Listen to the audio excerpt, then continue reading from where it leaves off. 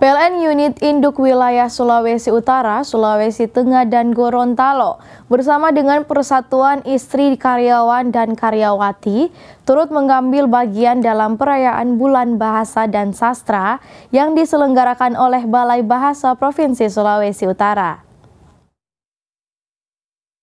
PLN Unit Induk Wilayah Sulawesi Utara, Sulawesi Tengah, dan Gorontalo bersama dengan Persatuan Istri Karyawan dan Karyawati turut mengambil bagian dalam perayaan Bulan Bahasa dan Sastra yang diselenggarakan oleh Balai Bahasa Provinsi Sulawesi Utara.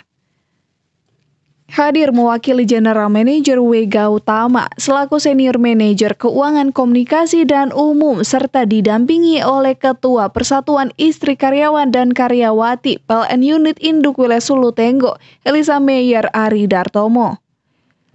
Dalam acara yang diikuti oleh perwakilan anak-anak sekolah dasar yang ada di Manado ini, Balai Bahasa Provinsi Sulawesi Utara juga turut mendatangkan tamu istimewa yaitu Konsul Jenderal Filipina di Manado, Angelica Escalona.